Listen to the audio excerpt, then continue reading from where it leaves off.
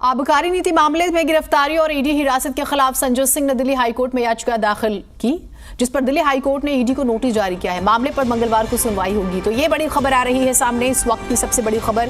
आप जानते हैं, एक तरफ तो 14 दिन की न्यायिक हिरासत में है संजय सिंह, दूसरी तरफ हाईकोर्ट ने ईडी को नोटिस जारी कर दिया है। अरविंद हमारे साथ, हमारे सहयोगी जुड़े हुए हैं। अरविंद, अब इस नोटिस का मतलब समझाइएगा।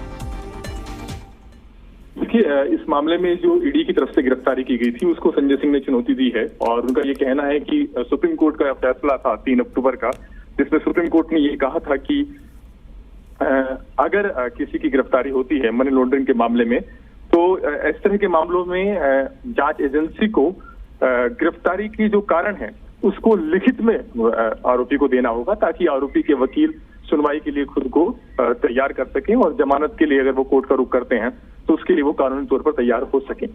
तो इसमें ये कहना है संजय सिंह के वकील की तरफ से जो दलील रखी गई कि ये जो सुप्रीम कोर्ट का आदेश था इस पर अमल हुआ ही नहीं और अगले ही दिन उनकी गिरफ्तारी होती है। यानी 3 अक्टूबर का सुप्रीम कोर्ट का आदेश है और 4 अक्टूबर को उनको गिरफ्तारी होती है, लेकिन इसके बावजूद गिरफ्तारी का आधार क्या है इसका लिखित में उनको वजह नहीं बताई गई।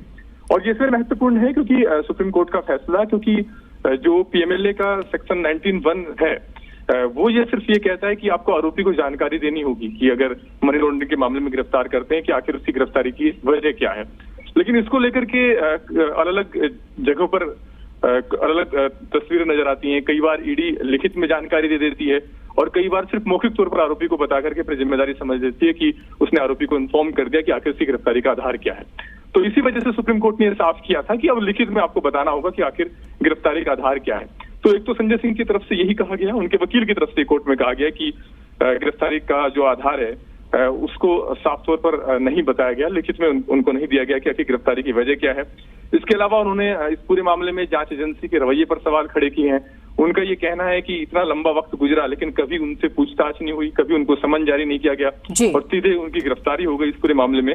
तो कहीं ना, और जिस सरकारी गवाह के बयान को आधार बनाया गया उसने कई बार अपने बयान को बदला है, तो उसकी जो खुद क्रेडिबिलिटी है वो डाउटफुल है। ठीक अरविंद, समय की थोड़ी सी बंदिश है। बहुत शुक्रिया आपका तमाम जानकारियों के लिए।